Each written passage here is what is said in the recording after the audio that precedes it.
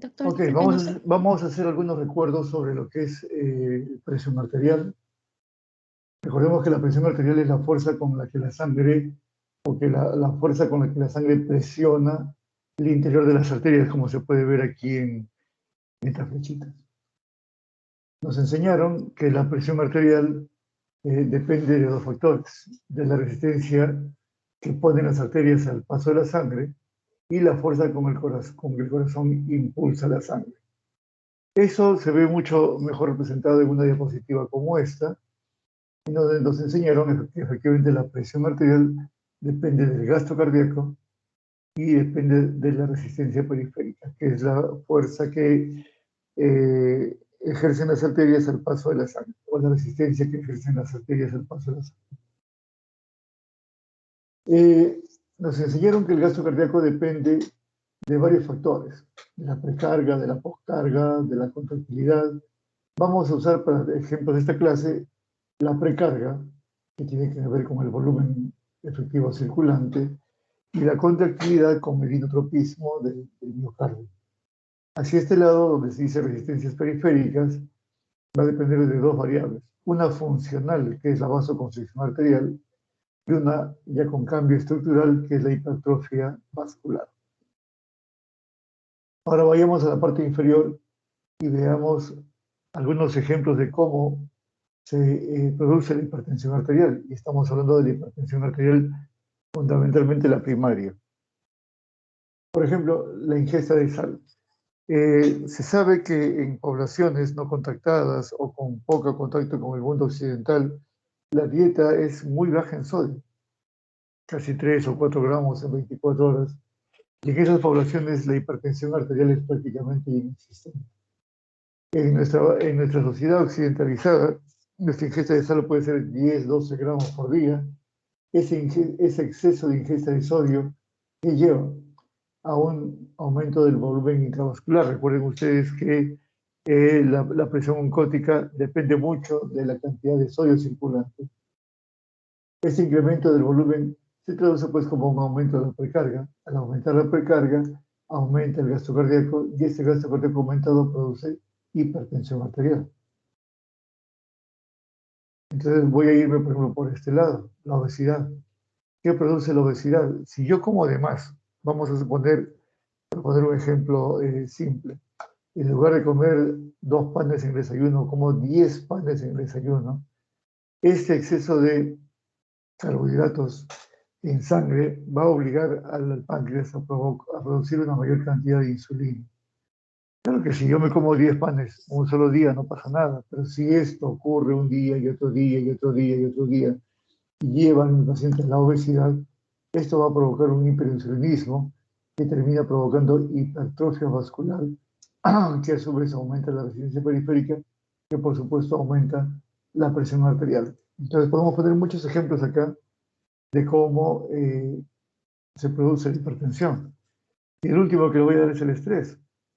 Cuando yo me estreso, ¿qué va a ocurrir? Voy a aumentar mi actividad simpática. Al aumentar la actividad simpática, esto provoca a nivel venoso venoconstricción. Y al haber venoconstricción aumenta la precarga. Al aumentar la precarga aumenta el gasto, al aumentar el gasto aumenta la presión arterial. También aumenta el inotropismo. Al aumentar la contractilidad aumenta el gasto cardíaco, aumenta la presión arterial. También produce vasoconstricción arterial. Por lo tanto, aumenta la resistencia periférica, aumenta la presión arterial. Produce hipertrofia vascular en la capa media de las arterias de mediano calibre y pequeño calibre, aumenta la resistencia periférica, aumenta la presión arterial. Este incremento de actividad simpática también activa el sistema renina-angiotensina, que a su vez tiene todos estos factores. Entonces, el motivo de esta clase no es hablar de la fisiopatología de la hipertensión arterial, sino recordar que cuando hablamos de hipertensión arterial, vamos a ver que hay un aumento del gasto cardíaco y o un aumento de la resistencia periférica. En términos generales diremos que el hipertenso joven tiene más aumento en el gasto cardíaco, mientras que el hipertenso mayor, el problema está más en la resistencia periférica. Entonces comenzamos definiendo lo que es hipertensión arterial.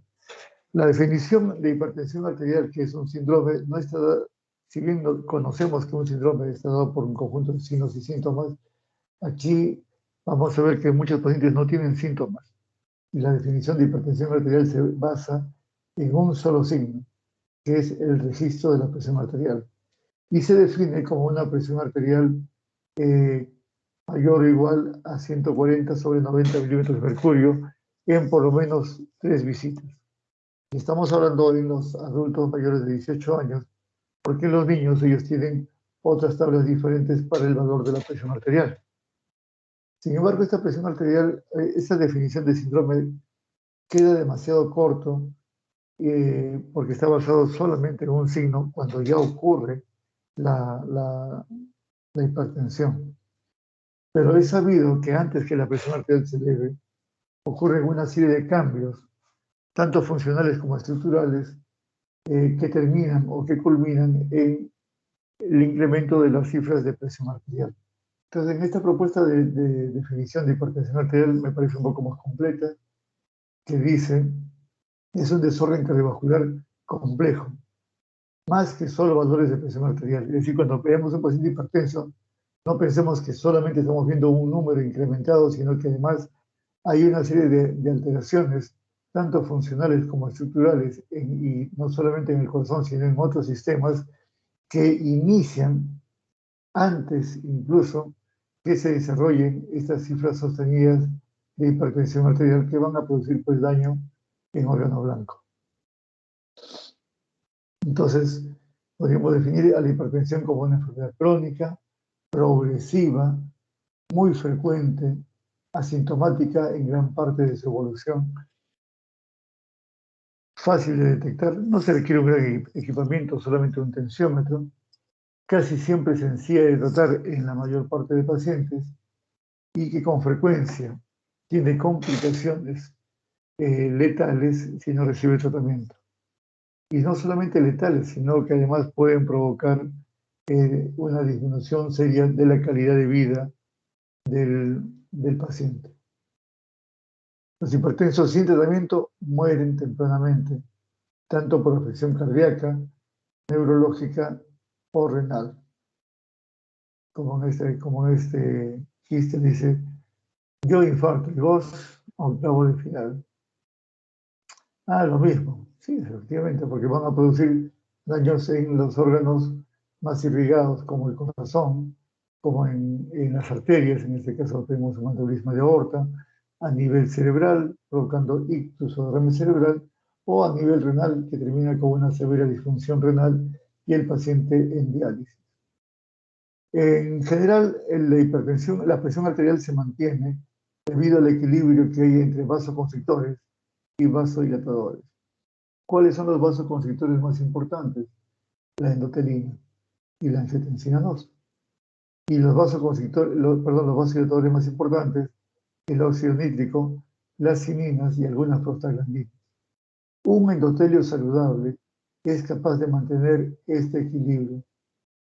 Cuando este equilibrio se rompe, generalmente se rompe en favor de los vasoconstrictores y la balanza se inclina de esta manera. Y esto ocurre cuando el endotelio, que es el responsable de mantener este equilibrio, se ve agredido. ¿Por quién? Por el estrés, por el tabaco, por la dislipidemia, etcétera, etcétera. Todos los factores de riesgo que ya conocen o que revisaremos más adelante. ¿Por qué tenemos la clase hoy día de hipertensión arterial? Primero, porque es muy frecuente.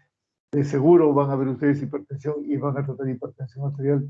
No importa si se quedan como médicos generales o hacen psiquiatría o cualquier especialidad. Es la condición cardiovascular más común en el mundo. En segundo lugar, porque es la madre de muchas enfermedades cardiovasculares. De la hipertensión nace la insuficiencia cardíaca, nace la enfermedad coronaria, nace la enfermedad renal, nacen los accidentes cerebrovasculares. Porque podemos identificar factores que nos pueden ayudar a prevenir y son fácilmente identificables y prevenibles. Por ejemplo, evaluando la dieta del paciente, vamos a ver que muchos de ellos tienen una ingesta elevada de sodio y bajo en potasio. Que muchos de ellos tienen bajo consumo de frutas y vegetales. La obesidad, que la estamos viendo ahora desde la niñez, el sedentarismo, el hecho de que la tecnología ha hecho que usemos menos los músculos. Ahora para buscar a un amigo ya no tengo que ir a su casa, simplemente lo llamo por teléfono. O si tengo que ir a trabajar, uso simplemente el auto y ya no camino. Y el estrés porque nuestra sociedad se ha vuelto cada vez más competitiva. Y actualmente disponemos de un arsenal terapéutico bastante bueno, bastante seguro y bastante efectivo. Así que todas estas razones hacen que tengamos la clase el día de hoy. Esto son estudios antiguos, miren ustedes la fecha del siglo pasado, que demuestran que cuanto más alta la presión arterial, más riesgo de hacer accidentes cerebrovasculares.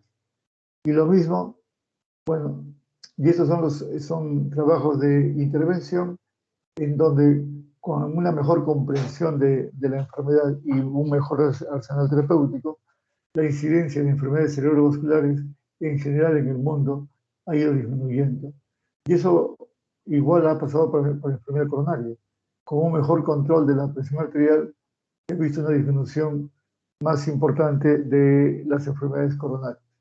Y en general, casi todos los trabajos que uno puede revisar demuestran que desde esa línea central hacia la izquierda hubo un beneficio significativo en el tratamiento de la hipertensión arterial. Miren, esto ya es de este siglo, un poco más reciente que los anteriores, pero ya hace mucho tiempo sabemos que el tratamiento de hipertensión arterial tiene beneficios significativos en los pacientes. Entonces, por eso decía, conocer esta enfermedad, saber que ese primer paso es que identificar la enfermedad, el tratamiento va a brindar beneficio a los pacientes, tanto para enfermedades cerebrovasculares como enfermedades coronarias y enfermedades renales, aunque no se ha puesto ahí. Esta gráfica lo que nos enseña es cómo se inicia la hipertensión arterial primaria. Dijimos que el endotelio era el responsable de mantener un equilibrio entre vasoconstrictores y vasodilatadores. Entonces, el punto inicial es la disfunción endotelial. Un endotelio incapaz de mantener ese equilibrio produce una disfunción vascular, al inicio funcional y posteriormente estructural. Esa disfunción vascular es la responsable de la hipertensión arterial. Esta hipertensión arterial va a provocar con el tiempo daño en órgano blanco. A nivel cardíaco con hipertrofia ventricular, a nivel coronario con enfermedad coronaria o infarto de miocardio, a nivel neurológico accidentes cerebrovasculares y dejo al final al riñón. ¿Por qué dejo al final el riñón? No porque sea el menos importante, sino porque lo quiero remarcar. Actualmente, cardiólogos y nefrólogos caminamos juntos en el manejo de la hipertensión arterial. ¿Por qué? Porque esta nefropatía va a terminar perpetuando la disfunción endotelial. La hipertensión misma termina perpetuando la disfunción endotelial y se vuelve esto un círculo vicioso. ¿Cómo rompo el círculo vicioso? Tratando la hipertensión arterial y cuidando el riñón, lo que se llama actualmente nefroprotección. Entonces, cuando alguien le pregunte cuál es la génesis de la hipertensión primaria, pues comienza todo con disfunción endotelial.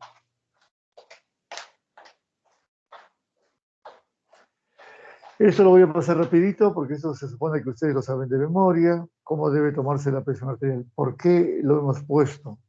Porque si hemos dicho que este síndrome se caracteriza por un registro de presión arterial, entonces debemos saber tomar la presión arterial. Y aunque ustedes no crean, la mayor parte de los alumnos que he tenido, sobre todo en la época presencial, la mayor parte toman mal la presión arterial. Creen que saben, pero al final no es así. ¿Cuáles son las condiciones para una buena toma de presión arterial? Asegurarse un ambiente adecuado, una habitación tranquila, sin ruidos, con una buena temperatura. Eso en un hospital es prácticamente imposible, todo el mundo hace bulla, los consultorios están pegados unos a los otros, la enfermera que llama a los pacientes que se quejan, y en el invierno o en el verano no tenemos pues ni calefacción ni aire acondicionado que nos permita temperar el ambiente a la hora que descubrimos al paciente.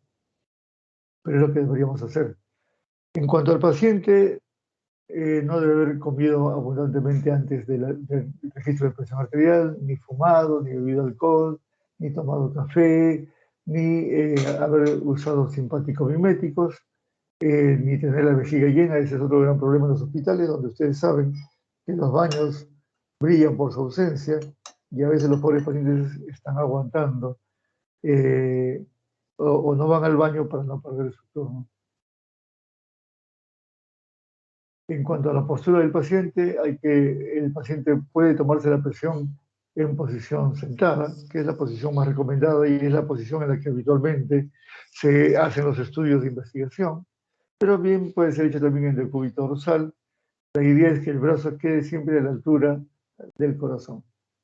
Una vez que ingrese el paciente, hay que esperar por lo menos 5 minutos y recordar que el brazo debe estar en lo posible desnudo, sin ropa que lo comprima. Eso a veces es un problema porque en invierno las señoras vienen con una blusa, una chompa, una casaca y un poncho y un montón de cosas. Y a veces es un poco complicado hacer esto. Debemos recordar, sobre todo en la gente mayor, descartar la hipotensión postural. Ustedes pueden recostar a un abuelito de 80 años y tomar una presión, por ejemplo, 170 milímetros de mercurio. Ustedes dicen es hipertenso. Por lo tanto, calculo 170, es por lo menos estadio 2, voy a comenzarle con 2 fármacos antihipertensivos porque así dice la norma. Cuando ustedes pongan de pie al abuelito, van a ver que la presión arterial sistólica cae. Lo normal es que sea menos de 10 milímetros de mercurio. Pero cuando cae la sistólica más de 20, a eso ya le llamamos hipotensión postural o hipotensión ortostática. O una caída de la diastólica mayor o igual a 10 milímetros de mercurio. Entonces, en los abuelitos, si bien le tomo echado, sentado, además estoy obligado a tomarle la presión de pie. ¿Por qué? Por la posibilidad de hipotensión postural. En las embarazadas, ahora tenemos una diapositiva aparte, porque ellas tienen una presión diferente a las no embarazadas y una definición de hipertensión diferente al hipertenso al cual estamos mencionando. En cuanto a los equipos para tomar la presión arterial, los médicos preferimos el tensiómetro de mercurio o el 5 manómetro de mercurio, son los más confiables, son los que se descalibran menos. Menos confiables son los aneroides, esos que parecen relojitos, porque suelen descalibrarse, así que hay que estarlos calibrando periódicamente. Y menos confiables aún son los electrónicos validados. Ahora van ustedes a ir a OCA o van ustedes a Emancipación y pueden conseguir tensiómetros electrónicos. A veces no todos están adecuadamente validados, pero vale la pena hacerlo. Recordar el manguito o brazalete debe ser de un tamaño adecuado. ¿Cuánto debe ser el ancho del brazalete? Más o menos 2/3 de la longitud del brazo del paciente. Entonces entenderemos que el brazalete para una mujer de 1,45 m y 40 kilos de peso no puede ser igual que para un varón de 1,90 m y 120 kilos de peso. Entonces, si yo utilizo el mismo manguito para ambos, estoy falseando mi valor de presión arterial. Entonces, hay que recordar eso. La forma como tomamos la presión, la técnica de la toma, algunos son campeones. Perdón, chicos, un segundito.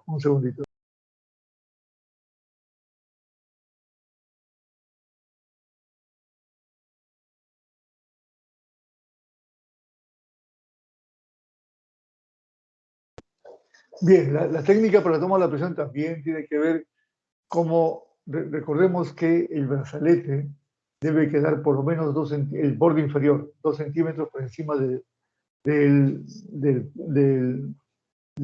codo, de la fosa antecubital, y colocar el estetoscopio libre sobre la arteria. Un error totalmente castigable es el colocar el estetoscopio debajo del brazalete. ¿Que es más cómodo? Sí. ¿Que lo ven hacer? Sí. Eso no significa que esté bien. Entonces hay que colocar el estetoscopio sobre la arteria humeral libre por completo del brazalete. El resto lo pueden leer, no, eso ya lo saben ustedes. El desinflado también debe ser lento. La presión sistólica corresponde al primer ruido de Korsakoff. Y la presión diastólica a la desaparición del sonido que corresponde a la quinta etapa de Korotkov. Estas son las etapas de Korotkov que describió esto a finales del siglo XIX, todavía tiene validez, que nos hablan de cuándo considerar presión sistólica y cuándo considerar presión arterial diastólica. Recordar que en la primera visita por lo menos debemos tomar la presión en ambos brazos, y si hay una diferencia mayor a 10 milímetros de mercurio, primero que nada debemos ver qué está ocurriendo con el brazo que tiene menos presión, de repente hay algún tipo de obstrucción, ateroma o lo que sea, y lo segundo es que el brazo que tiene más presión va a ser nuestro brazo control. Entonces, si yo tengo en el brazo derecho, por decirle 120, y en el brazo izquierdo tengo 140, en los siguientes controles lo haré con el brazo control, que es aquel que tiene la presión más elevada. Lo ideal es que en cada visita hagamos por lo menos 2 registros de presión arterial separados al menos por 2 minutos. ¿Cuál es la que vale? Ninguna vale, se promedia. Y si el paciente tiene arritmia, entonces en lugar de tomar 2 veces, dice la norma 5 veces. Yo sé que esto es complicado porque en los hospitales nos dan tiempos muy cortos para evaluar al paciente, pero es lo que dice la norma. Es lo que dice la norma. Muy bien, pasamos a la clasificación de hipertensión arterial. Hablaremos primero de la clasificación que encontramos en las guías. Vamos a ver que hay 2 guías que son las que dominan actualmente nuestra literatura. La guía europea, esta es la última del año 2018, con esta clasificación óptima, normal, normal alta, grado 1, grado 2, grado 3, y la hipertensión sistólica aislada, con los valores que ven ustedes hacia este lado. Entonces, por ejemplo, si tengo un paciente que tiene 150 sobre 110, que sería 1 o 2, de acuerdo a la sistólica, 150 le correspondería 1, pero de acuerdo a la diastólica le correspondería 3. Entonces, colocamos paciente estadio 3, haciendo valer el valor más alto. Al contrario, si tengo, por ejemplo, 180 sobre 60, 60 corresponde a lo normal y solamente está elevada la presión sistólica, y eso se llama hipertensión sistólica aislada, es decir, con una diastólica en rango normal. La clasificación norteamericana, los gringos periódicamente se reúnen, los especialistas, en un comité de expertos que le llaman Joint National Committee, JNC son las siglas en español. Estamos en el 8º, probablemente el 9º salga ya debería salir el 9º, que es mucho más simple, normal, prehipertensión, estadio 1 y estadio 2 con estos valores. En general, en lo personal, me gusta más la europea, y la clasificación latinoamericana de hipertensión arterial es casi una copia de la europea. La clasificación de acuerdo a la etiología nos habla de una hipertensión arterial primaria o esencial, que es la mayor parte de los pacientes, y una hipertensión secundaria, que son un pequeño grupo de pacientes. Causas endocrinológicas, renales parenquimatosas, renales vasculares, neurogénicas y algunas un poco más raras, como hipertensión con esclerodermia, la enfermedad de Takayasu, que de repente la escucharon ustedes a propósito ahora del coronavirus, que es una aortitis de causa desconocida, pero también producida por lo visto por el COVID, cuando se produce en niños y produce oclusión de algunos vasos de la aorta. La hipertensión por contracción de aorta, asociada a algunas enfermedades del sistema nervioso central, por ejemplo, al famoso Guillain-Barré o a la porfiria aguda, que son enfermedades poco conocidas. ¿Cuándo debemos pensar en hipertensión secundaria y en qué casos? ¿Cuáles son las hipertensiones secundarias más frecuentes? De entrada, de origen medicamentoso. Recordemos que la hipertensión arterial suele ser una enfermedad de gente mayor, de gente grande, y tienen una serie de comorbilidades y toman pues varios medicamentos como antidepresivos, antiinflamatorios esteroideos, inhibidores de la monoaminoxidasa, etc. Y las enfermedades renales.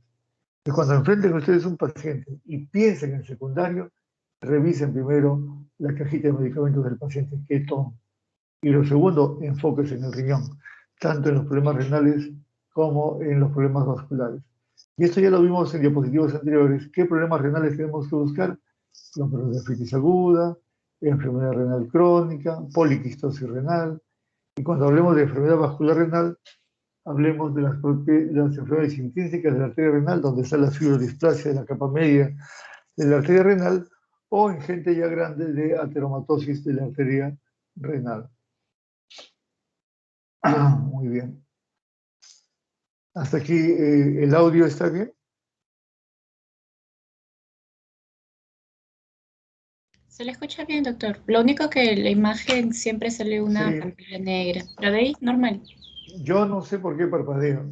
Ya me di cuenta que cuando yo no hablo, lo dejo ahí, no parpadea nada. Pero cuando comienzo a hablar, ya con grupos anteriores hemos revisado eso y me han indicado hacer algunas cosas, pero igualito sigue saliendo.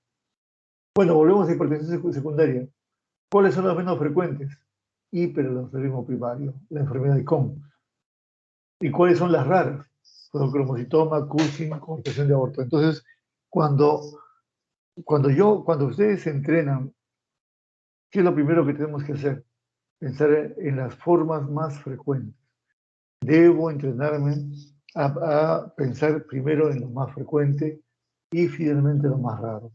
Entonces, si viene un paciente que yo sospecho de hipertensión secundaria, no voy a ir pues a pensar primero en un feocromocitoma. Lo primero que voy a hacer es pensar en enfermedades renales. Algunas enfermedades sistémicas asociadas a hipertensión arterial y el último acápite de la hipertensión de lo que vimos con la clasificación europea, hipertensión sistólica aislada, que curiosamente los americanos no la consideran, perdón, norteamericanos, debida fundamentalmente por aortoesclerosis. Se ve en casos de bradicardia cuando hay un bloqueo importante, diabetes mellitus, hipertiroidismo y en insuficiencia aórtica. Entonces, si yo tengo un paciente con 180, 40, ¿qué debo pensar? Aortoesclerosis, insuficiencia aórtica, hipertiroidismo, diabetes, obviamente, además del cortejo sintomático que debe tener el paciente. Algunas formas especiales de hipertensión, la del embarazo. ¿Qué definición vamos a tomar? Cuando yo no conozco a la paciente y es la primera vez que la veo, lo que nos recomiendan los ginecólogos es tomar los mismos valores que para la población general, 140 sobre 90. Pero si yo conozco a la paciente, es una paciente que se está controlando, es una paciente que viene a su cita y tiene su tarjeta de control del embarazo, entonces voy a definir hipertensión cuando la presión sistólica que trae la paciente es igual a su basal más 30 milímetros de mercurio o una diastólica igual a su basal más 15 milímetros de mercurio. Por ejemplo, si mi paciente tiene una presión arterial basal de 90-60, quiere decir que si le sumo 30, sería 120, y a ese 60 le sumo 15, sería 75. Quiere decir que con 120 sobre 75 ya estoy haciendo diagnóstico de hipertensión del embarazo. Entonces me dirán, pero doctor, usted me ha dicho que 140 sobre 90. Sí, pero también te he dicho que esta es una población especial. Por eso que dijimos al comienzo que la presión arterial y la hipertensión del embarazo tienen una connotación diferente. Es por eso que estamos remarcando esto. Otra definición de hipertensión arterial es la hipertensión de bata blanca. ¿Qué es bata blanca?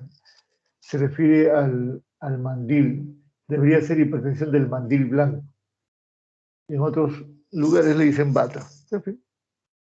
Estos pacientes con hipertensión de este tipo, bata blanca, white coat en inglés, son aquellos pacientes que se encuentran en rango de hipertensión arterial cada vez que van a la consulta.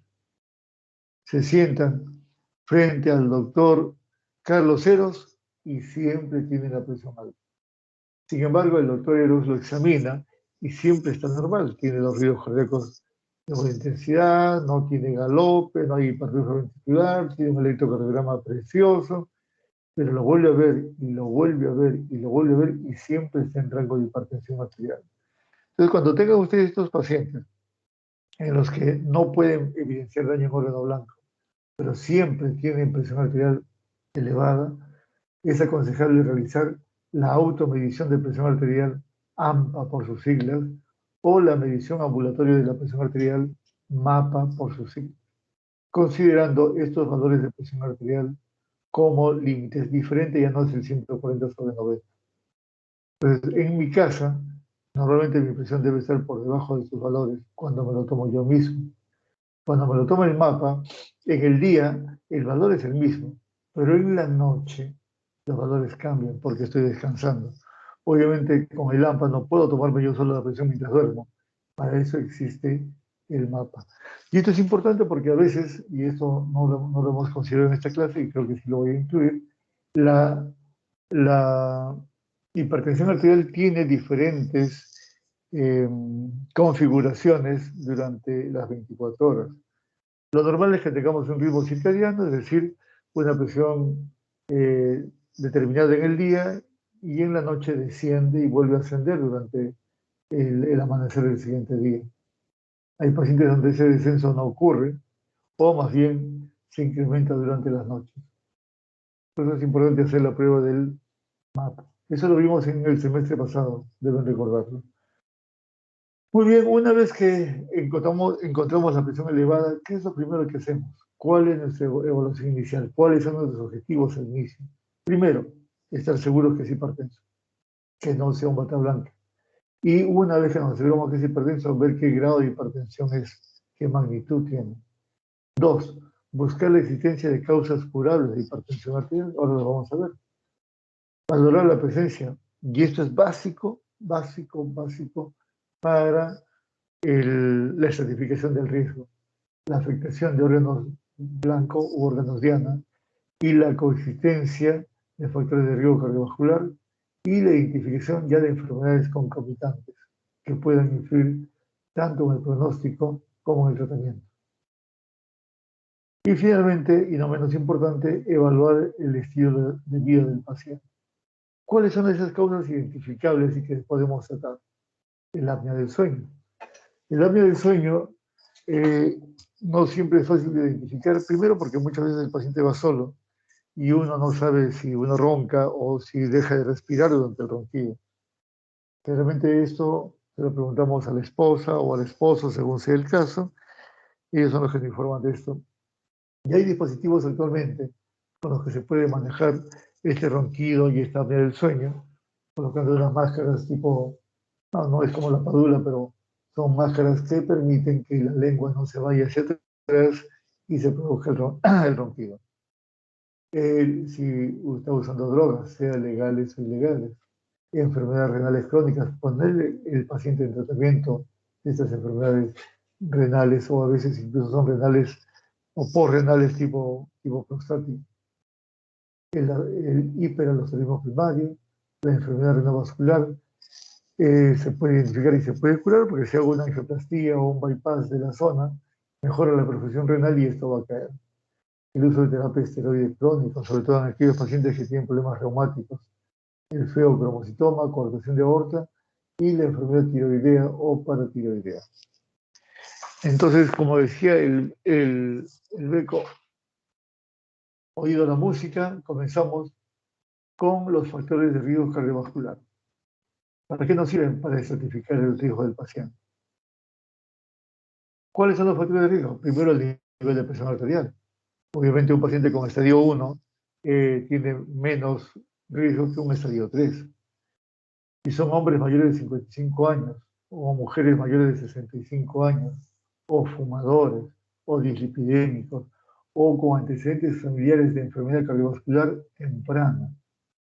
Y esto es importante porque a veces dicen, bueno, sí, tiene antecedentes familiares, el abuelito tuvo un ACV a los 90 años y el papá tuvo un infarto de miocardio a los 85 años. Eso no nos interesa mucho, nos interesa que estos familiares hayan tenido complicaciones cardiovasculares en varones menores de 55 años o en mujeres menores de 65 años.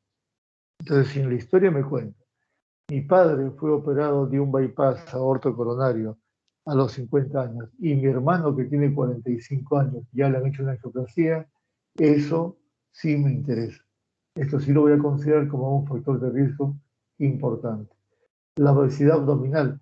Y es importante que nos acostumbremos. En general, los médicos no tomamos las medidas de la circunferencia abdominal.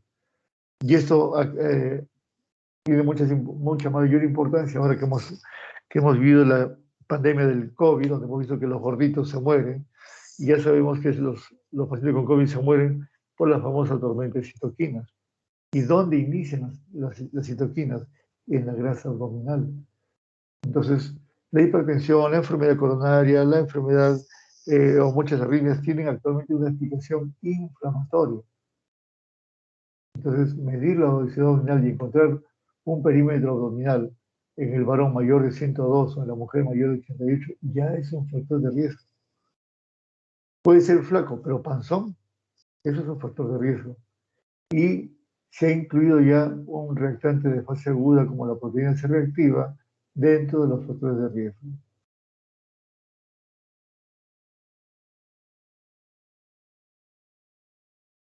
Seguimos con el oído a la música. Daño en órgano blanco. En el paciente hipertenso crónico, ¿cuáles son los órganos blancos? El corazón, las arterias, los riñones. Ellos son los que podemos evaluar fácilmente. En el corazón, ¿qué voy a considerar como daño en órgano blanco? La hipertrofia del ventrículo izquierdo, sea clínica o electrocardiográfica o ecocardiográfica.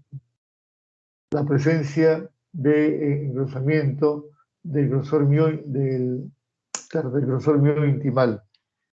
Cuando yo mido una arteria, cuando yo observo por eco una arteria, no puedo diferenciar la íntima de la capa media. Más si, por ejemplo, hago un estudio de carótida, que es la arteria que es más visible para nosotros, que es una arteria que tiene muy poca capa muscular. La carótida no tiene actividad contráctil, felizmente, porque un espasmo de carótida sería terrible. Entonces medimos, los ecografistas, tanto el endotelio como la capa media juntos. Eso se llama espesor íntimo, o bueno, grosor miointimal, que normalmente en gente joven como ustedes es menor de 0,5 milímetros. Pero cuando se acerca al milímetro, ya estamos hablando de una estría grasa, ya, o si es mayor, ya estamos hablando de placas ateroscleróticas. A nivel renal, buscar el valor de la creatinina y en especial la microalbuminuria. Cuando se pierde proteínas por debajo de 300 miligramos y por encima de 30 miligramos, a eso llamamos microalbuminuria. ¿Por qué? Porque encima de 300 ya hablamos de proteinuria.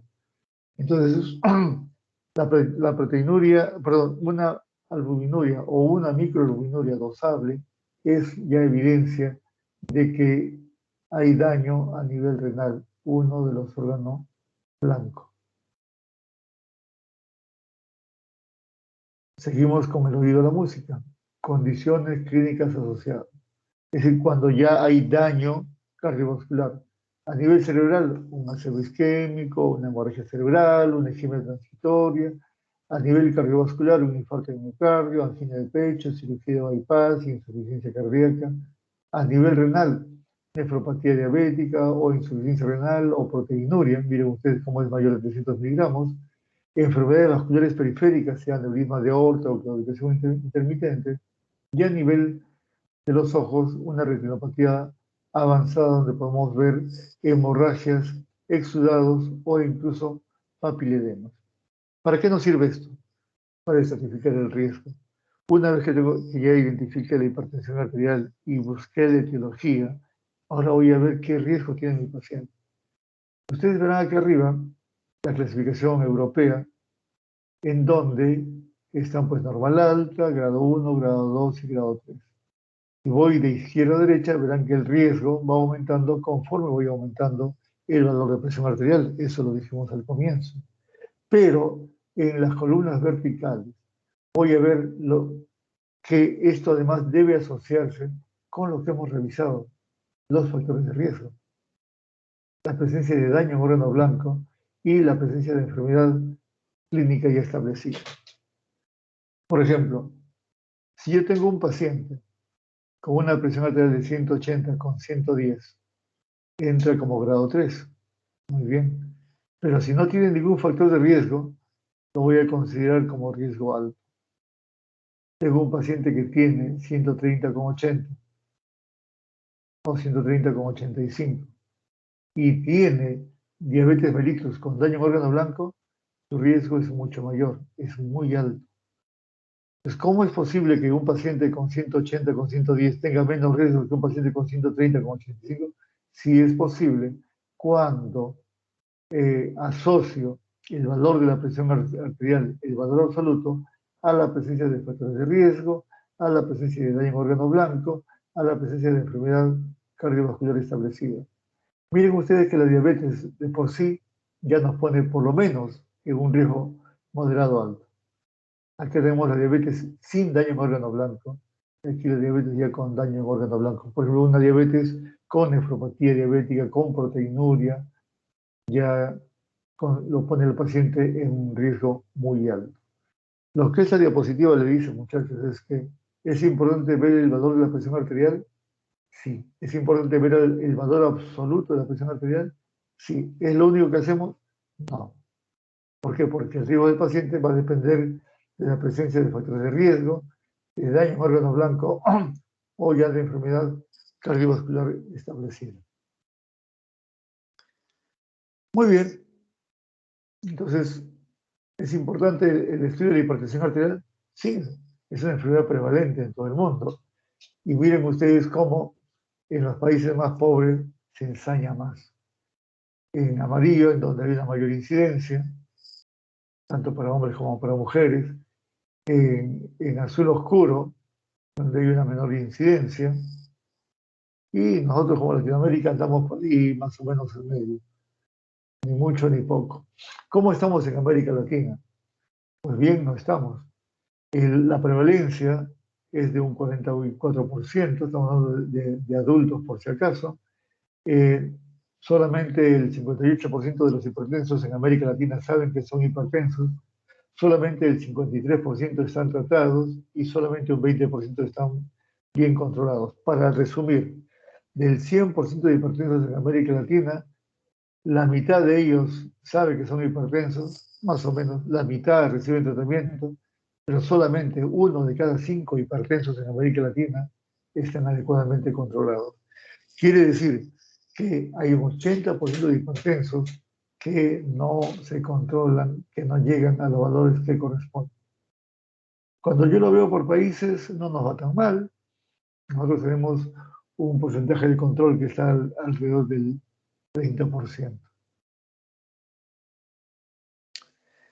¿Qué nos dicen nuestras propias estadísticas aquí en Perú? En Perú se ha hecho un estudio que se llama el estudio Tornasol, ya vamos por el número 2, en donde tenemos esta prevalencia, en donde básicamente podemos decir que 1 de cada 4 peruanos mayores de 18 años tiene hipertensión arterial, un poquito más en varones, un poquito menos en mujeres.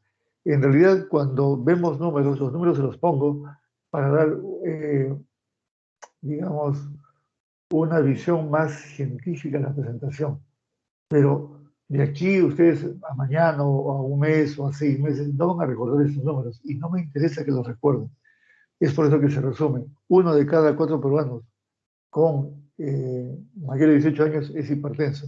Así que si en mi casa vemos 5 adultos, es posible que haya al menos un hipertenso.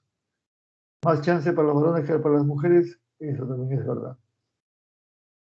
Menos de la mitad de los pacientes hipertensos en el Perú saben que son hipertensos.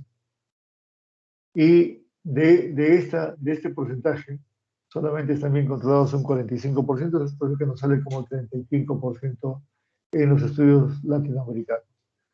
Sabemos que la población cada vez va envejeciendo y que cuanto más vieja la población, más chance de hacer hipertensión arterial. Es decir, el cambio de la pirámide poblacional está metiendo presión a los sistemas de salud debido a que ahora hay una mayor atención para la gente más grande.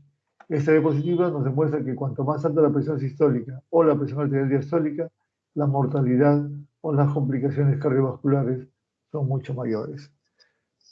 Definitivamente no hay ninguna duda, los estudios observacionales han demostrado que cuanto más alta la presión arterial sistólica, más chances de tener enfermedad cardiovascular, y los estudios de intervención farmacológica han demostrado que cuanto más bajamos la presión arterial sistólica, nos va mejor. Eso tiene un límite y eso lo vamos a ver ahora. Un segundito que voy a tomar un vasito de agüita para refrescar el gañote.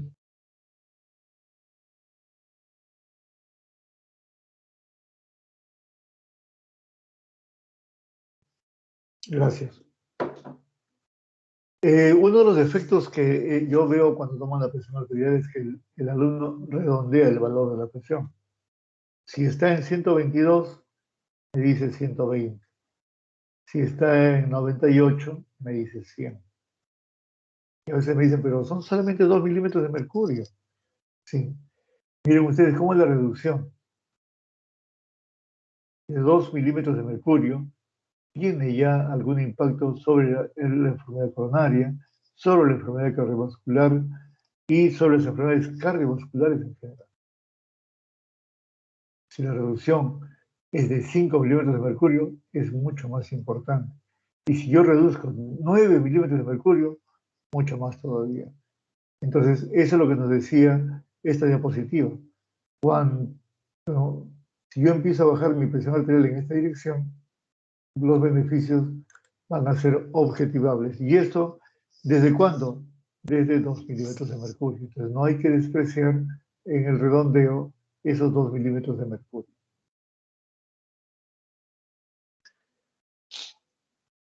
Muy bien, ya hemos estratificado el riesgo, simplemente para remarcar lo que nos corresponde, alto, muy alto, bajo, y eso nos va a servir para la intervención terapéutica. Entonces, ¿cuándo es un riesgo muy alto? Cuando ya tiene enfermedad cardiovascular establecida. Es un paciente que ya tuvo un infarto, y es un paciente que ya fue operado de bypass, es un paciente que tiene un infarto cerebral o ha hecho una angina cerebral, o tiene un aneurisma de aorta. O es un paciente que todavía no ha tenido esto, pero tiene documentado, por ejemplo, que tiene lesiones carotidias o lesiones coronarias significativas. ¿Qué significa significativas? Mayor del 50%. O es un paciente diabético que ya tiene daño en órgano blanco, que ya tiene proteinuria, por ejemplo. Y esto no importa aunque tenga presiones normales. Si tiene una enfermedad renal crónica grave, con un clearance de creatinina menor de 30, o un score de riesgo, que es el score es el sistema de puntuación que tienen los europeos en rango elevado. Y así, no voy a leer todo, vamos hasta abajo, en donde el riesgo bajo son las personas que tienen un score de riesgo menor de 30, con presiones normales, sin factores de riesgo. La combinación lo va a encontrar acá en riesgo alto o riesgo moderado. ¿Para qué nos sirve todo esto? Nos sirve para ver el riesgo a mediano plazo, a 10 años. Cuando el score es bajo, recuerden que esto es lo que dicen los europeos y esto es lo que dicen los norteamericanos, cuanto más bajo la puntuación, menor riesgo de enfermedad cardiovascular. Cuanto más se eleva la puntuación en ambos lados, vamos a ver que va a haber mayor cantidad de morbio y mortalidad de causa cardiovascular. El tratamiento, que es lo que le gusta a la gente. Antes del tratamiento vamos a hablar sobre la curva J. En el año 1979, el doctor Stewart nos habló de que hay que tener mucho cuidado con el descenso de la presión arterial. Cuando él lo describió para la presión arterial diastólica. Recordemos que la perfusión de muchos órganos, en especial el corazón, se hacen en diástole. Entonces él decía que si empiezas a bajar la presión diastólica, va a mejorar el paciente hipertenso, pero va a llegar un momento en que el descenso de la presión diastólica no solamente no va a mejorar, sino va a empeorar al paciente. Esto es lo que hemos llamado, o se ha llamado la curva J. El descenso de la presión arterial es beneficioso, pero ¿hasta cuándo? ¿Hasta qué momento? Si bajo demasiado, puedo elevar nuevamente la curva de riesgo cardiovascular. Y esto es mucho más importante para el corazón, porque yo les dije a ustedes hace un momento que el ventrículo, en especial el ventrículo izquierdo, no se nutre en sístole, se nutre en diástole. Las presiones diastólicas muy bajas pueden llevar a comprometer al miocardio. Si bien eso fue descrito inicialmente para la presión diastólica, con el tiempo se ha extendido a la presión arterial sistólica. Entonces, tengo que tener mucho cuidado cuando bajamos la presión arterial, hasta cuándo bajar. Ok, el tratamiento del paciente hipertenso tiene dos brazos. El tratamiento no farmacológico, identificando pues las causas que podemos cambiar, como el estrés, el sobrepeso, la ingesta de sodio, el tabaco, el uso de drogas, etc. Entonces, si mi paciente es gordito, pues tengo que bajarlo de peso. Si por ahí le gustan los traguitos, hay que disminuir el consumo de alcohol. Revisar cuánto de sal come. Por lo menos hay que bajarlo a 6 gramos. Yo le dije que nosotros comemos diariamente entre 10 y 12 gramos por día. Si no hace ejercicio, que haga ejercicio de tipo aeróbico. ¿Cuál es el aeróbico? Caminar, correr, nadar, bailar. A veces los hipertensos jóvenes quieren ir al gimnasio y en el gimnasio hacen máquinas y ese ejercicio ya no se llama isotónico, sino se llama isométrico. Y ese ejercicio eleva la presión arterial. Entonces, si no tengo mi paciente hipertenso controlado, no es recomendable todavía hacer ese tipo de ejercicio. No es que no lo pueda hacer, lo haga cuando ya está bien controlado. Pero el ejercicio debe ser regular. A veces me dicen las señoras, doctor, yo soy una mujer muy activa, todo el día camino en mi casa, voy a la cocina, lavo los platos, limpio la casa. Y el ejercicio, para que sea considerado como tal, debe ser regular. ¿Qué significa regular? Que no se debe detener. Entonces, si yo quiero salir a caminar, debo caminar. ¿Cuánto? De 30 a 45 minutos. ¿Con qué frecuencia? Al menos 5 días de la semana.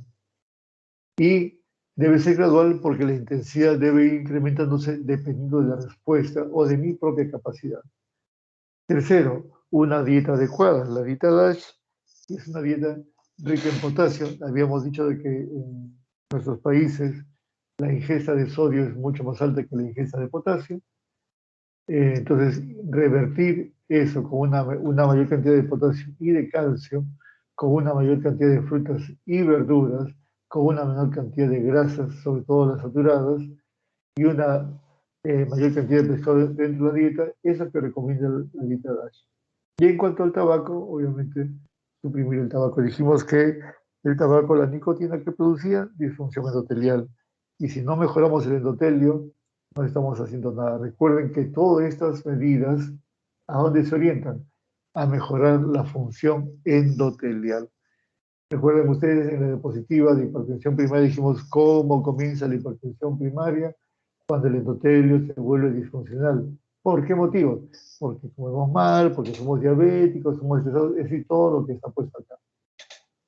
Y tiene importancia porque a veces los médicos, y peor aún los pacientes, no valoran todo esto. Yo tengo pacientes, los he escuchado de recién. Fui con la presión alta y el médico no me recetó nada. Dice, ¿cómo que nada? ¿Sí? Ni una sola pastillita voy a tomar. Y te mataste medio explicándole, señor, está usted gordito, tiene usted que bajar de peso, señor, tiene usted que hacer ejercicio, y tantas veces por semana, y todo esto que estamos hablando, y su dieta debe ser así, así. Y ellos, mientras no tomen pastillas, consideran que no les da otro tratamiento. Entonces, esto hay que insistir y remarcarlo bien, conversar un poco más con nuestros pacientes, a veces no hablamos con ellos, y explicarles que estas modificaciones en el estilo de vida son la primera línea en el tratamiento. Y miren ustedes, le bajo, por cada 10 kilos que le bajo al gordito, mi presión arterial sistólica va a caer entre 5 y 20 milímetros de mercurio. Hacer una buena dieta, en promedio va a bajar 10 milímetros de mercurio. Entonces, estos hipertensos primarios que a veces vienen y te preguntan, doctor, ¿y hasta cuándo voy a tomar las pastillas? Yo les contesto, mira, cuando llegues al peso ideal y me hagas una buena dieta y bajes la cantidad de sodio y hagas ejercicio, vivas tranquilo sin estrés, no consumas ni alcohol ni tabaco, ese día conversaremos. El día que tu IMC esté en menos de 25, el día que tu perímetro abdominal sea menos de 100 milímetros de mercurio para los varones, ese día conversaremos, le digo, de hasta cuándo tomar la medicación. Es importante que el paciente entienda que la responsabilidad del tratamiento cae en sus manos. Estos son estudios que demuestran que los beneficios de la hipertensión arterial ocurren con presiones que están alrededor de 140 milímetros de mercurio. Es decir, tratar médicamente hablando con menores presiones no lleva a ningún beneficio. Entonces, a veces se apuran, uy, estás de prehipertenso, mejor te trato para que no te llegues a hipertensión, lo cual ha sido el razonamiento de muchos médicos y algunos lo hacen, pero no tiene un sustento científico, no hay ningún estudio que avale esa acción. Muy bien, entonces, ¿cuándo comenzamos el tratamiento de la hipertensión arterial? Comenzamos con los pacientes con hipertensión de grado 1, que son los que mayoritariamente van a ver ustedes. A la cabeza, cambios en el estilo de vida. ¿Para qué? Para intentar normalizar la presión arterial. Segundo, en pacientes de estadio 1, pero que tienen un riesgo bajo a moderado, sin daño en órganos blancos. Y solo iniciamos tratamiento farmacológico si no llegamos a normalizar con los estilos de vida. Ahora vamos a ver qué tiempo le vamos a dar. Pero el paciente hipertenso, grado 1, que ya tiene riesgo alto o evidencia de daño en órgano blanco, hay que iniciar simultáneamente el tratamiento farmacológico con los cambios en el estilo de vida. Y si el paciente es mayor de 65 años y menor de 80, en buen estado físico, se recomienda iniciar también en ambos casos. ¿Qué significa eso? Que si tengo un paciente que es viejito, de más de 80 años, hay que tener mucho cuidado en el inicio simultáneo de ambos. Generalmente comenzamos con el estilo de vida, a veces el viejito, simplemente con darle una dieta adecuada, comenzar a moverlo un poquito, darle un mejor soporte familiar. A veces a los viejitos los tienen arrumados en la casa, como ya no escuchan bien, ya no participan de las conversaciones de la familia, incluir al mayor dentro del seno familiar muchas veces disminuye el estrés, la tensión, y con una mejor dieta, con eso puede alcanzar los valores de presión que corresponden. Entonces, tener mucho cuidado con los adultos muy mayores. En general, como está puesto acá, con 140/90 es cuando debemos comenzar el tratamiento, pero los mayores de 80 años podemos ser un poco más permisivos.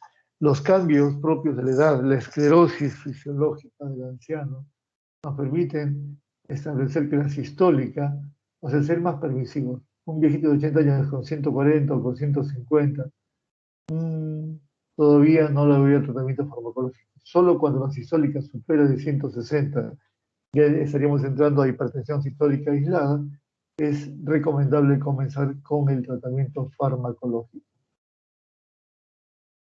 Entonces, ¿cuáles son nuestros objetivos? El primer objetivo es bajar de 140/90, porque esa fue nuestra definición de hipertensión arterial. Pero, si podemos irnos un poquito más abajo, si el paciente tolera bien el descenso de presión arterial, podemos descender, incluso llegar a 130/80. ¿En quiénes? En los hipertensos no tan mayores, recuerden eso. Entonces, en los pacientes menores de 65 años, o sea, aún más jóvenes todavía, podemos reducir la presión sistólica incluso a valores como 120 con 129. Miren ustedes el cuidado en bajar la presión. ¿Por qué? Por la famosa curva J. O sea, ¿hasta cuándo bajar la presión arterial sin hacer daño al paciente, sin hipoperfundir al paciente? Es por eso que tenemos que ir segmentando. ¿Qué edad tiene? ¿Más de 80? No, mucho cuidadito. Como ellos somos más permisivos. No, es un adulto mayor, pero tiene más de 65 años, pero está entero, está muy bien. Entonces voy a tratar de bajar a 130/80. Pero si es más joven de 65 años, puedo irme incluso a valores tan bajos como 120/129. Hasta ahora, esta es indicación clase 1, nivel de evidencia A. Cuando ustedes vean esto, 1A, significa que el 13 de mayo bajó la Virgen María y nos dio la bendición. Nadie duda que eso sea lo que tiene que hacerse. Ahora, en los pacientes mayores de 65 años que reciben tratamiento antihipertensivo, hay que recordar que estos valores de presión arterial van a estar buenos, hay que estar vigilando mucho más en los mayores de 65 años los efectos adversos. Y sobre todo en aquellos pacientes que ya tienen riesgo cardiovascular o ya tienen una enfermedad cardiovascular establecida. En cuanto a la diastólica, el objetivo debe ser de 80 milímetros de mercurio, independientemente del riesgo de las comorbilidades. Como ustedes verán, esto no tiene la fuerza, la indicación es 2A y el nivel de evidencia es B. En términos generales, de repente no explicamos esto, decimos clase 1 cuando, digamos, de 10 personas, 10 están de acuerdo con que eso es lo adecuado. En el polo opuesto están la clase 3, en donde de 10 personas, las 10 están de acuerdo que esa intervención va a dañar al paciente. El 2 está al medio, significa que hay un desacuerdo, algunos dicen que está bien, otros dicen que no está bien. Siguiendo el ejemplo, en el 2A decimos que de los 10, 8 dicen que esa intervención está adecuada y 2 dicen que no están de acuerdo, pero la mayoría es significativa. Y en el 2B hay una mayoría, pero que es menos evidente. Digamos, 6 están de acuerdo y 4 no están de acuerdo. Entonces, por eso decía, cuando se dice clase 1 es que todos estamos de acuerdo con que así debe hacerse. Cuando decimos 2A, indica que hay un grupo que no está tan de acuerdo con lo que estamos diciendo. Un grupo pequeño, pero hay. Cuando hablamos del nivel de evidencia, en el nivel de evidencia A están los estudios, grandes estudios, mega estudios, multicéntricos, randomizados, doble ciego, son estudios que tienen mucha fuerza estadística. Los nivel de evidencia B son estudios más pequeños, generalmente es simple ciego, no son randomizados, son de un solo centro hospitalario, y el nivel de evidencia C son estudios piloto o también son opiniones de expertos. Por ejemplo, acá, la estrecha vigilancia de efectos adversos, si bien estamos todos de acuerdo, en la literatura van a encontrar solamente las recomendaciones de los expertos. Entonces, el tratamiento, según los norteamericanos del octavo Joint National Committee, dicen ellos, primero, modificamos los estilos de vida. Perfecto. Si con eso no alcanzamos las metas, que ya las hemos visto cuáles son, empezamos a elegir la droga, el medicamento. ¿Qué medicamento vamos a elegir inicialmente? Si mi paciente es un hipertenso sin indicaciones obligatorias, es decir, es un hipertenso que solo es hipertenso, dicen ellos, a ver, si es estadio 1, puedo iniciar con un diurético tiazídico o un inhibidor de enzima convertidora o un bloqueador de angiotensina o un bloqueador de calcio. Si por ahí no me va bien la cosa, puedo combinar. Perfecto. Pero si es un estadio 2, los gringos dicen, no comiences con una droga, comienza de frente con 2, de los cuales uno de ellos tiene que ser un diurético tiazídico. Entonces puedo combinar la tiazida con el YECA, la tiazida con el bloqueador de angiotensina o la tiazida con el bloqueador de calcio. Pero si mi paciente tiene alguna indicación obligatoria, ¿a qué se refiere? Si es un hipertenso con angina de pecho, entonces un beta bloqueador le va a ir muy bien. Si es un hipertenso que tiene enfermedad prostática, entonces un bloqueador alfa le va a ir muy bien. Si es un hipertenso con nefropatía, un inhibidor de la enzima convertidora le va a ir bien. Entonces voy eligiendo de acuerdo a la condición que tiene el paciente cuál es el antihipertensivo. Pero si no tiene nada, YECA, diuréticos, BRA2 o bloqueadores de canales de calcio. Entonces, en el tratamiento farmacológico, estos son nuestros blancos. Quiero que analicen con mayor tranquilidad, porque si no me paso media hora hablando solamente de esta diapositiva. Lo cierto es que vamos a ver diuréticos, bloqueadores beta, bloqueadores adrenérgicos centrales, bloqueadores ganglionares, antialdosterónicos, inhibidores del sistema RAS, tanto el inhibidores de enzima convertidora, como los bloqueadores de angiotensina. Algunos vasodilatadores directos también, y los bloqueadores de calcio. Ustedes, si analizan esta diapositiva, van a ver cómo actúan y en dónde actúan. Entonces, lo que se nos dice en general es que comencemos con una terapia de doble combinación. Yo, en lo personal, sobre todo cuando ves pacientes muy frágiles, mayores de 80 años, comienza con una sola droga, comienza con monoterapia. Siendo la hipertensión arterial una enfermedad crónica, ese refrán que dice, despacio, que estoy apurado, nos va muy bien. No querramos darle dos drogas. Recordemos que los viejitos son muy frágiles. Recordemos que ellos tienen hipotensión ortostática. Estemos seguros que no hace ortostatismo. Y si tienen dudas con respecto a la presión arterial del paciente, háganle un mapa. Actualmente el mapa es uno de los exámenes más eh, realizados, se han popularizado bastante y nos ayudan una barbaridad en la identificación de la curva de presión arterial, en la identificación de pacientes con hipertensión de tipo bata blanca, y nos ayudan mucho en cuanto a la respuesta farmacológica de los pacientes. Pero recordar que podemos comenzar con un IECA, con un ARA, con un bloqueador de calcio o con un diurético. Si no va bien, comenzamos a sumar. Y si a pesar de usar dos drogas, el paciente no llega a las metas, a eso vamos a llamar hipertensión resistente.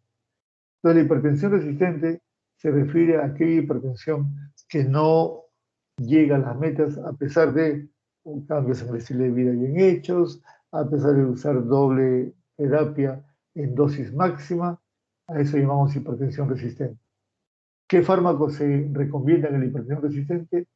La espironolactona, ya tenemos eplerenona también en el país,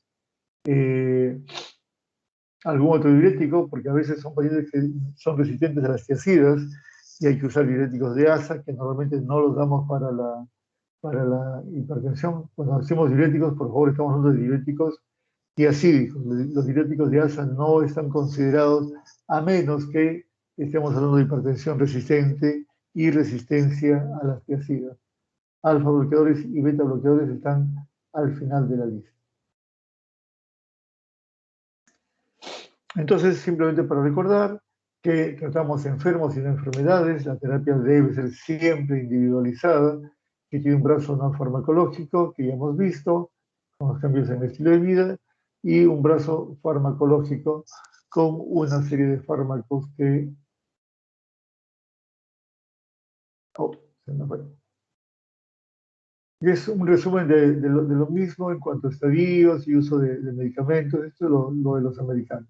Esta diapositiva está repetida. Entonces, mucho cuidado. Identificamos bien a nuestros pacientes. Si es un paciente de muy alto riesgo o de alto riesgo, la intervención farmacológica tiene que ir de la mano de los estilos de vida desde el inicio. Entonces, en el paciente, como que dicen los europeos, cuando la presión es normal alta, simplemente cambios en el estilo de vida y solamente vas a considerar fármacos cuando el paciente ya tiene enfermedad clínica asociada. Recuerden ustedes la diapositiva anterior, en donde pacientes con normal alta, cuando ya están en este nivel, hay que dar el tratamiento farmacológico de manera obligada. Y en los pacientes con hipertensión, estadio 1, cambios en el estilo de vida. Miren que todos tienen cambios en el estilo de vida, independientemente del nivel de la hipertensión arterial. Y comenzamos ya el tratamiento farmacológico de inmediato cuando el paciente es de alto riesgo o muy alto riesgo. Y a partir de aquí, todos comienzan de inmediato el tratamiento farmacológico. Todos. Aquí damos estilo de vida y en la misma consulta sale con su medicamento. Entonces ya sabes, a quienes sí salen con su pastillita en la mano son los que están de grado 2 hacia arriba, independientemente si tengan o no factores de riesgo o daño en órgano blanco. Cuando revolvamos a este paciente, esto es lo que dicen las guías, en la práctica no se da así. Si en los pacientes de bajo riesgo, si en 6 meses siguen con esta presión arterial, pues hay que darle medicamentos. Pero en la práctica, cuando yo tengo un paciente con, por ejemplo, 150 sobre 95, por decirles un número, el paciente no se va contento si no sale con el tratamiento, y más si está sintomático. ¿Y qué va a hacer si no le das un tratamiento? Va a ir a otro médico. Entonces, ¿qué es lo que yo hago? Le digo qué es lo que yo hago, no es lo que dice la guía. Generalmente le doy un antihipertensivo de baja carga y a dosis bajas. Por ejemplo, 25 miligramos de losartán al día, o sea, media tableta. El paciente se va con la idea que está siendo tratado, pero en realidad hay que hacer mucho hincapié en los cambios en el estilo de vida. Aquí, una vez que comenzamos el tratamiento farmacológico, el control de la presión arterial dice que en 3 meses. En 3 meses el paciente no te aguanta. Si al mes siguiente sigue con la presión alta y al mes siguiente sigue con la presión alta, va a cambiar de médico. Y encima va a hablar mal tuyo, porque así dice, doctor, ya me tiene 3 meses y sigo con la presión alta. Entonces, lo que yo hago es realmente buscar un objetivo mucho más rápidamente, a menos que sea un paciente viejito, un paciente frágil. Entonces, esta diapositiva, ¿por qué nos sirve? Para entender que los cambios en el estilo de vida van a todos los pacientes, que en los estadios 2 y 3 de la clasificación europea, todo el mundo sale con tratamiento farmacológico de inmediato, con los fármacos a elegir, como ya los hemos mencionado. En el 1 podemos darle chance, a menos que ya tenga daño en órgano blanco, y si no, insistimos en el estilo de vida. Y en el normal alta, simplemente cambios en el estilo de vida. Vamos. Muy bien, ¿cuáles son los fármacos antihipertensivos? Esto lo voy a pasar rapidito porque no es una clase de farmacología, simplemente para recordar qué familias vamos a conocer: los diuréticos, los bloqueadores de calcio, los bloqueadores adrenérgicos, alfa y beta, los bloqueadores del sistema angiotensina y los vasodilatadores directos. Dentro de los diuréticos, vamos a pasar rapidito. ¿Qué pasó? Acá está. Los diuréticos, pues, recordaremos que en el tubo contorneado distal se produce también la reabsorción de agua y sodio, lo que hace el diurético tiacídico actuando a nivel del tubo contorneado distal. Bueno, entonces esa diapositiva creo que hubiera ido mejor para recordarnos dónde actúan los diuréticos. Este es el tubo contorneado proximal, el asa de Henle, el tubo contorneado distal y el tubo colector. Los diuréticos de asa, como la furosemida, bumetanida o toracemida, actúan a nivel del asa de Henle. Los diuréticos tiacídicos, como ya mencionamos, actúan aquí en el tubo contorneado distal, impidiendo la reabsorción de agua y sodio, de tal manera que vamos a encontrar mayor cantidad de sodio y agua en la luz del tubo. Entonces, por eso se llaman diuréticos, en realidad deberían llamarse natriuréticos. Al disminuir la cantidad de sodio, disminuyen la volemia y disminuyen la presión arterial. Eso fue lo que pensamos al inicio, pero ahora sabemos que además los diuréticos tiacídicos disminuyen la cantidad de sodio en la capa media de las arterias, y al disminuir la cantidad de sodio disminuyen la cantidad de calcio. Al haber menos calcio va a haber menos vasoconstricción, y al haber menos vasoconstricción va a haber menos resistencia periférica. Es decir, que al final los diuréticos tiacídicos son también vasodilatadores. ¿Cuáles son con los que trabajamos en nuestro país? La hidroclorotiazida, y la mayor cantidad de trabajos hechos con diuréticos tiacídicos están hechos con clortalidona, por si acaso. Algunos efectos adversos, incluso metabólicos, léanlo bien porque pueden crear más problemas. Entonces, ¿por qué utilizamos los diuréticos tiacídicos? Porque tienen una acción natriurética bastante moderada, mientras que los diuréticos de asa tienen una acción mucho más agresiva. ¿Por qué no los utilizamos? Porque siendo o produciendo una mayor natriuresis provocan una hipovolemia, a veces tan significativa, que provocan una hiperactividad del sistema adrenérgico, y la presión por el descenso de la volemia se compensa con el incremento de actividad simpática que no queremos. Por eso es que no usamos diuréticos de este tipo. Cuando usamos la furosemida en hipertensión arterial, en casos muy contados, como ya veremos si es que hacemos clase de crisis hipertensiva.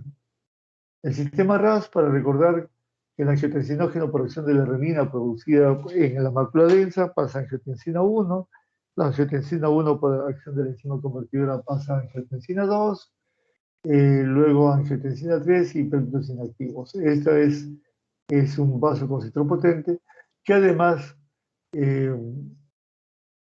estimula la producción o la liberación de aldosterona, de tal manera que tiene acción vasoconstrictora por un lado y acción de aumentar el gasto cardíaco por otro lado. Delegada, ¿tienen clase ustedes a las 8?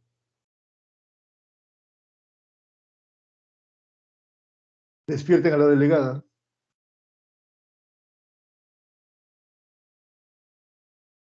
Doctor, sí, ¿Tienen, a una clase a las 8. ¿Tienen clase a las 8? Ya. Les voy a apurar un poquito entonces para terminar con tiempo, para que puedan ir al baño y tomar un desayuno. Muy bien, dentro de los fármacos que actúan en el sistema de angiotensina tenemos los inhibidores de la enzima convertidora, como el captopril y el enalapril a la cabeza, y los bloqueadores de angiotensina 2, como el losartán. Hubo también un inhibidor de renina que ya no se está utilizando para el descenso de la presión arterial, los YECA, que disminuyen los niveles de angiotensina y aldosterona, y además la enzima convertidora, ¿qué es lo que hace? Degrada las radiquininas. Las radiquininas, que son vasodilatadores. Al bloquear la enzima convertidora, ¿qué vamos a ocurrir? ¿Qué va a ocurrir? Que no va a haber el pasaje de angiotensina 1 a angiotensina 2. Entonces va a disminuir la angiotensina 2, vasoconstrictor, y va a disminuir la aldosterona, que retiene agua y sodio y aumenta la precarga. Y además de IAPA,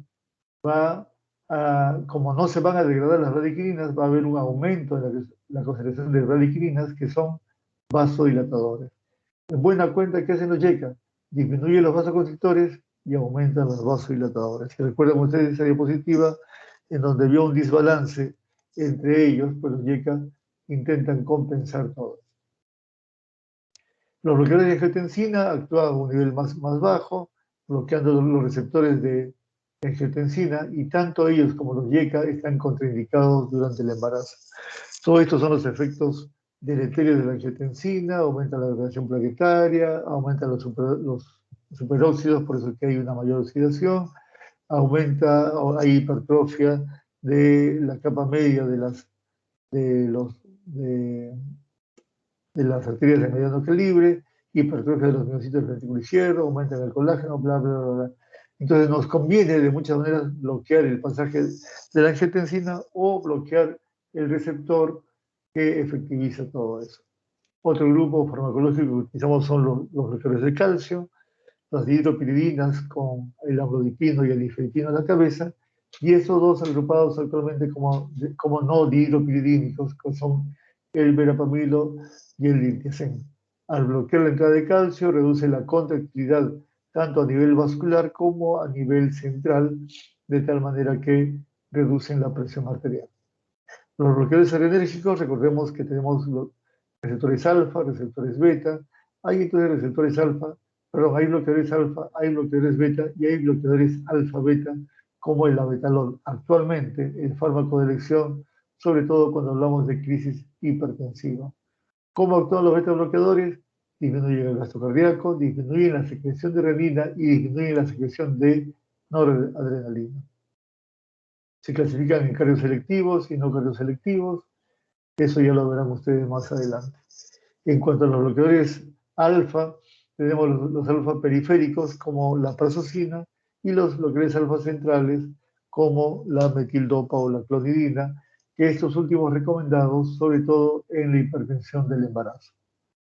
Cuando combinamos, cuando no llegamos a las metas, en líneas verdes, ¿cuáles son las combinaciones que son las preferidas? Por ejemplo, un YECA con un diurético tiazídico. En líneas verdes discontinuas son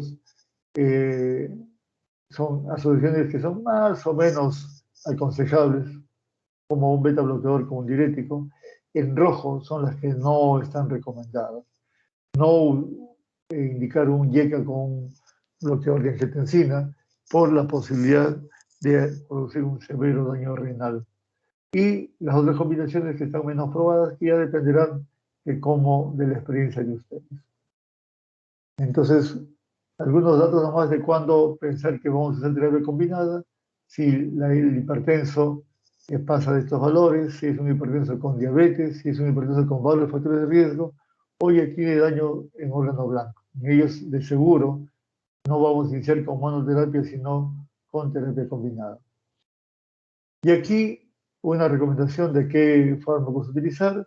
Por ejemplo, si yo tengo un paciente hipertenso con insuficiencia cardíaca, y recuerden que dijimos, la clasificación norteamericana dice si eres hipertenso solo a un lado o eres hipertenso con alguna comorbilidad. ¿Cuáles son las comorbilidades que se han considerado en esta diapositiva? Pues cardíaca, postinfarto de miocardio, alto riesgo de enfermedad coronaria, diabetes, enfermedad renal crónica o ya con stroke previo. Aquí están todos los ensayos que le dan sustento a esta diapositiva y en los puntitos negros son aquellos que son las buenas combinaciones. Por ejemplo, en falla cardíaca, ¿quiénes son los únicos que no están recomendados? Los bloqueadores de calcio. Y cuando es un paciente con diabetes, por ejemplo, el único que no está recomendado son los antialdosterónicos. Y de aquí en adelante, y les voy a pedir que por favor, por razones de tiempo, lo lean con tranquilidad, cuando, por ejemplo, yo tengo un paciente con enfermedad renal, o con enfermedad cardíaca, o con hipertensión ventricular, ¿cuál es el fármaco de elección? ¿Cuáles son los fármacos que debo utilizar y por qué motivo? Entonces, por ejemplo, en los pacientes viejitos con hipertensión sistólica aislada, los dihidropiridínicos o los tiazídicos son los de elección porque disminuyen el ictus o el DCB. Aquí parte al revés. Parte de cuando yo tengo este fármaco, ¿cuándo puedo indicarlo y cuándo no debo contraindicarlo?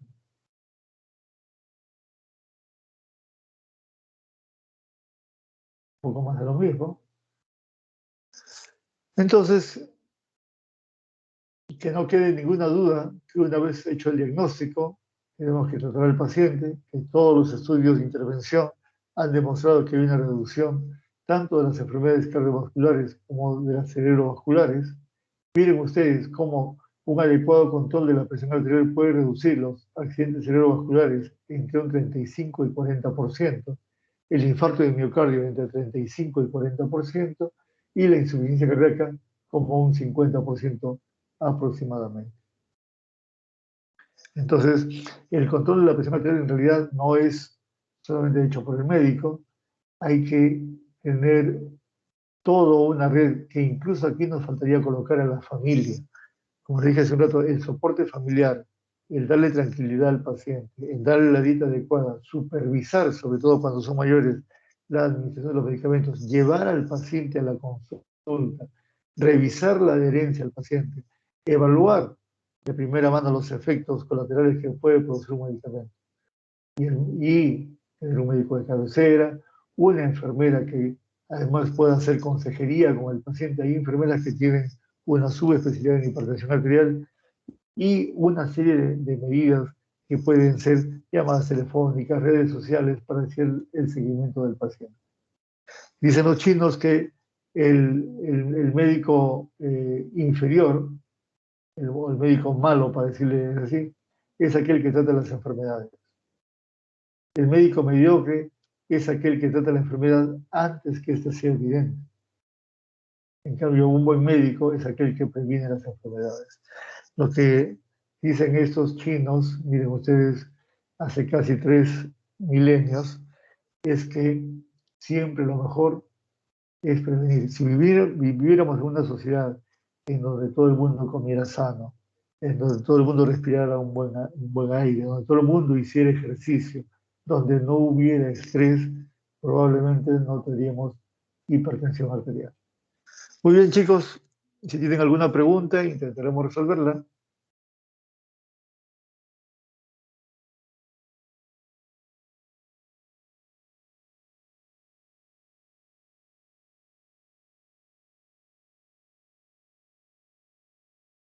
¿Preguntas?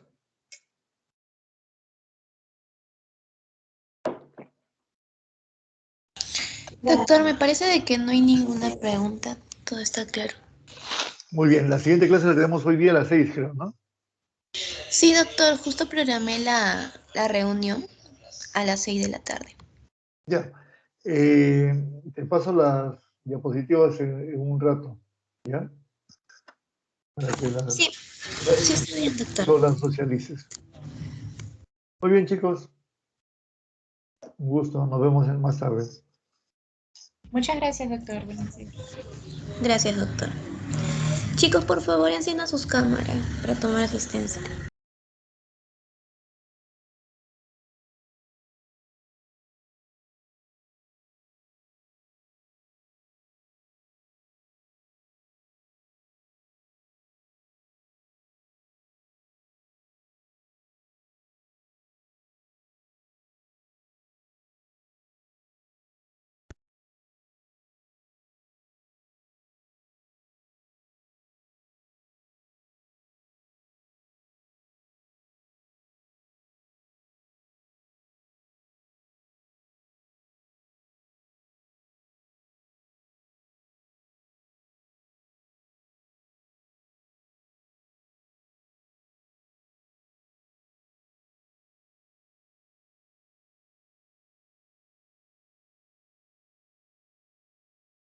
Gracias, chicos.